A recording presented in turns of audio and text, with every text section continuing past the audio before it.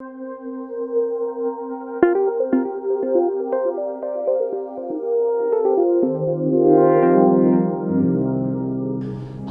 my name is Chad Layton. I'm a partner in a law firm called Siegel McCambridge, Singer & Mahoney, which is located in downtown Chicago. Today I'm here to discuss some best practices that product manufacturers can follow in order to protect themselves from the risk of a cyber breach or a cyber event. I think the first thing that's important for me to talk about is what exactly is a cyber risk. A cyber risk or a cyber event is any unauthorized access to the use of information that is received, maintained, created, or transmitted electronically by a product manufacturer. And the risk that relates to this particular area are the legal risks and liabilities that can result if someone either by accident or intentionally gains access to electronic data. Now, in order to best understand how to mitigate or manage this potential risk, I think it's also important to understand exactly how these risks occur. And generally speaking, they occur in three different ways. One way is intentionally by hackers who either use malware or spyware or other types of devices to try to gain access to a computer system. Many cyber events occur as the result of employee error, and in fact, data in this area indicates that approximately 60% of cyber breaches occur as the result of an error, of some kind of an error by an employee, and we're going to talk about that a little bit more later. The third area, or third potential area from which a cyber attack can occur is by a malicious insider, which is by an employee who actually does something intentional to try to secure data as opposed to some employee who does something by accident. So why is this a risk that product manufacturers should care about? I think generally speaking, everyone agrees that the knowledge of the potential risk of a cyber attack is pervasive in our society. Everybody in corporate America who watches CNN or reads the newspapers certainly knows that there are high-level companies and huge corporations that have been victimized by cyber attacks, and also the U.S. government. This risk is pervasive. Because of this, it's really considered to be a known risk in the industry. It is a known risk within corporate America. And the failure of a company to manage what is considered to be a known risk could have very serious legal consequences. So generally speaking, this is a risk that any company that has any access or connection to the internet, either through a computer, through personal electronic devices, through laptops, or any other electronic method, any company that does business on the internet needs to be concerned about the risk of a cyber attack. And for this reason, product manufacturers have a heightened degree of potential risk in this area. For example, the automobile industry, the aviation industry, the medical device industry, the toy product industry, and other industries that have products that connect to the internet run the risk that a potential personal injury could occur. For example, if a hacker were to infiltrate a device and take over control of a device or a car or a medical device, or things like that. Because of this heightened degree of risk that manufacturers face, it is very important that manufacturers actively and proactively manage this risk in order to make every effort to avoid the possibility of liability.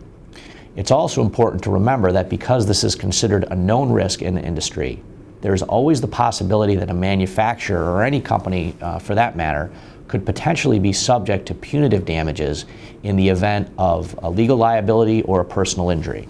Now I'd like to briefly talk to you about the costs of a data breach. If you have a company that is victimized by a cyber attack, you're going to have to deal with economic as well as non-economic costs. Now, industry data indicates that for companies that are actually victimized by a cyber attack, the average cost is approximately $5.9 million. Now, the costs that companies incur include the retention of outside experts, like IT forensics experts, the retention of legal counsel and regulatory counsel, and possibly other areas to help clean up the after effects of a risk. There are also state notification laws in 47 different states in the United States. And if your company is victimized by a cyber attack, and if you lose data, if the data that you lose happens to belong to individuals, under the law, you have an obligation to notify those individuals of the cyber event. The average notification cost is $500,000. And it's also important to keep in mind that if you're a company that does business in multiple states, you may have to comply with the state notification laws of multiple different states and every state that would potentially be impacted by that breach. Now, in addition to regulatory fines and penalties and legal costs, many companies experience lost business as a result of a cyber event, and statistics indicate that on average, a company will sustain $3.3 million in lost business if they are victimized by a cyber attack. Some of the big breaches that we've heard about in the news come with extremely large costs that have affected those companies. For example, the breach involving Target not too long ago cost that company in excess of $250 million. The breach involving Anthem cost them in excess of $100 million. And there were also two different breaches involving Sony, and those costs exceeded $270 million. Now, clearly, just from the cost alone, there is significant motivation for any company to make sure that they are proactively managing this risk and making every effort to prevent it from happening to their company. Now, the companies that I just mentioned, of course, are huge national and international companies. And I think that there is a mistaken impression with some companies in corporate America who believe that only the big guys are likely to be victimized by a cyber attack. That, however, is a mistaken impression, and industry data indicates that hackers are actually targeting small and mid-sized companies. And hackers know that oftentimes small and mid-sized companies, either they don't think they're going to be attacked, so they're not prepared, or they don't spend the money to try to protect themselves from a cyber attack. So small and mid-sized companies can often be easy targets in this area. Now, as you can see from the statistics on the screen, approximately 50% of cyber attacks that do occur target small companies or companies that have less than 2,500 employees. About a third of attacks are actually against companies that have less than 250 employees. And what is really sobering is when you realize that of small companies that are attacked, 60% of those companies actually shut their doors because they cannot shoulder the financial burden that comes with a cyber attack. So this is an area, just from a pure financial perspective, that must be taken very seriously, because if it's not, it could threaten the very existence of your company. So if there's clearly an identified risk, if there are clearly hackers out there who are interested in attacking small and large size companies, what is it that a product manufacturer can do to try to manage this risk and try to minimize the likelihood that they will be victimized by a cyber attack? Now, the good news is there are several things that a company can do. And it's important to keep in mind, first and foremost, that the management of a potential cyber attack or a potential cyber risk is not a single event that occurs once in your company. It's actually a risk, just like any other risk that you deal with, that has to be managed on an ongoing basis. Some companies are concerned that management of cyber risk might be too expensive. And the good news is there are approaches that companies can take that are cost effective, that focus on addressing priorities, and frankly, that don't need to break the bank. So what are the areas that manufacturers need to consider if they want to properly and effectively manage a cyber risk? There are really 5 key areas. One area has to do with employee training. Another area has to do with evaluating your business contracts. A third area is evaluating your insurance coverage to ensure it's accurate. Another area is, of course, IT security. And a final area, which is extremely important, is emergency response readiness. And I'm going to talk very briefly just about each one of these areas. But before I do, I want to emphasize one important thing. The management of cyber risk is not something that a company should try to do alone, and it's very important to rely on experts in this area. Managing cyber risk is something that really is a team effort. It's important most of the time to involve outside forensics experts because industry data and best practices indicate that this is really not the type of risk that can be effectively managed by an in-house IT company or IT expert. Your in-house IT department really is focused more on performance and ensuring that your system is performing, and they may not be as focused on security as they should be, which is why it may be important to rely on other experts in this area. Your company is not expected to be an expert in computer forensics, and for that reason it is important to work with and rely on experts in this area, including IT experts, regulatory experts, and attorneys. Let's move on to the first of the 5 areas that I wanted to talk about. One of the most critical areas that a company must address when managing cyber risk is employee training and communication. And there are really several key areas that are important here. The first key area is access to data. And what's really important for a company to do is to develop strategies to make sure that they are not providing all employees with unfettered access to data. Best practices indicate that what an organization should do, including product manufacturers, is restrict employees' access to data so that an employee only has access to the company data that they really need to perform their job. If there are any employees who should have unfettered access and unrestricted access to company data, just make sure that there's a good business reason for having that employee with that type of access, and also make sure that that type of unrestricted access is only held by a very few number of employees. It's also important to make sure that your employees understand really the tricks of the trade in this area and what they want to be on the lookout for to try to prevent hackers from infiltrating their system.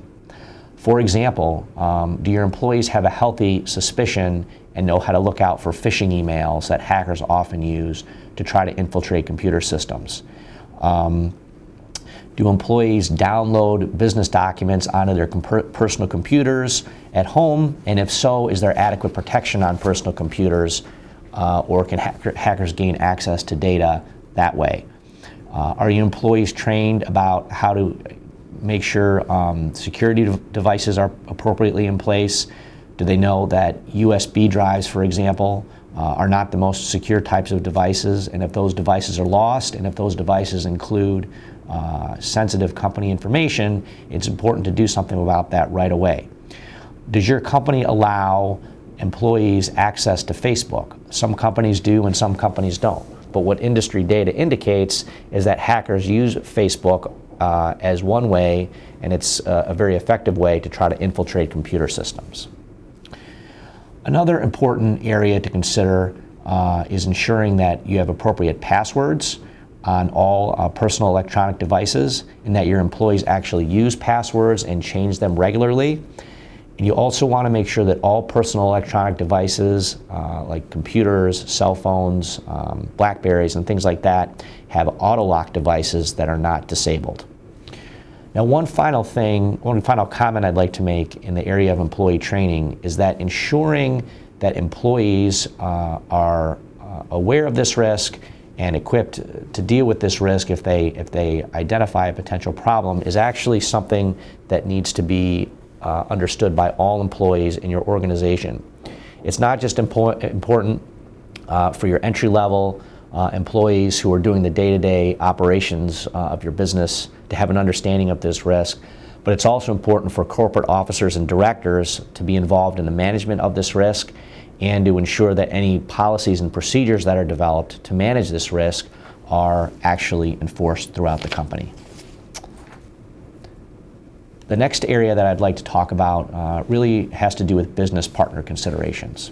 So if your business works with vendors or other business partners that have access to any of your electronic data, it's very important that you effectively manage your relationship with that business partner to make sure that they are not exposing your data and your company to a potential cyber risk. In other words, if you work with a vendor who has access to your company data, and if that vendor loses the data or allows somebody to infiltrate and gain access to your company data, you could potentially be subject to legal liability in the event of a cyber attack. So some of the things that a manufacturer should consider in dealing with its business partners and business vendors is, first of all, does its business partner have a secure system? One thing you might want to consider doing is including in your business contracts the right to audit your partner, your business partner or vendor security system to make sure that their system is in fact secure and state of the art. You also want to make sure that your business partner is encrypting data if it's being transmitted, and that they have other appropriate security measures in place. It's also important that any contracts that you have with your business partner include important language, for example, indemnification language that would protect your company in the event a vendor or a business partner makes a mistake and allows a data breach to occur. And one other important area is insurance coverage. Now, as an initial matter for your particular company, you want to make sure that you are evaluating your insurance coverage at least on an annual basis, if not more frequently, to make sure that you have sufficient insurance coverage for the potential cyber risks that your company could face. But in addition to that, to the extent you are working with a vendor or business partner who has access to your data, you want to make sure that your business partner also has sufficient insurance coverage in place so that there's protection across the board in the event of a cyber attack. Another important area in the management of cyber risk is the development of an emergency response plan. And this is really one of the most important areas that companies should consider. One thing you want to do is you want to identify and train a person who will be your Chief Information Security Officer, and that person will have primary responsibility for the management of a cyber attack. And in the event your company is victimized by a cyber attack, the Chief Information Security Officer, or CISO, would be one of the first persons notified of the breach and would be responsible for quarterbacking the response to that breach. The worst time for a company to develop an emergency response plan is after a breach occurs, because there are so many moving parts when there is a cyber breach or a cyber attack that it's really hard to develop an effective plan after the breach occurs, which is why it's important to develop and actually write down what your cyber attack emergency response plan should be. And it's also important to update that plan throughout the year and to actually have tabletop training courses with the folks who are going to be members of your emergency response team to make sure everybody will know what to do in the event of an attack. Industry data and best practices indicate that companies that have and develop and practice an emergency response plan are better equipped, of course, in the event of a cyber attack, and these companies will also more effectively manage a cyber attack if one occurs. So it's a very good idea to have an emergency response plan in place. The fifth area has to do with technology, and you want to make sure that your software protection technology is up to date and current. You may want to retain an outside forensics expert to conduct penetration testing and other risk evaluation testing just to see where the potential vulnerability points are in your system so that you can effectively take steps to make sure you're minimizing the risk of a cyber attack from a software and IT side. It's also important, of course, to make sure you update your software and software security throughout the year. So again, like the entire process of cyber risk management, updating your technology is something that should take place on an ongoing basis. So the bottom line is there are a lot of benefits that a company will experience if they take action now to try to minimize and manage cyber risk.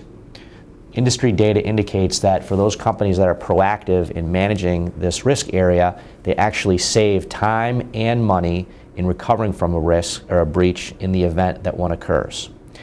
It's also important because managing cyber risk can help you protect your brand, And it can also be a selling point to customers and business partners if you can honestly tell them that you have a robust security system in place and that you regularly update your system and manage cyber risk.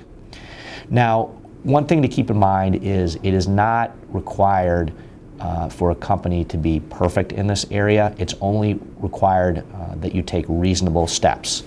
And the good news is there are cost-effective steps that companies can take in all the 5 areas that I mentioned. And it's important to do these things on an ongoing basis.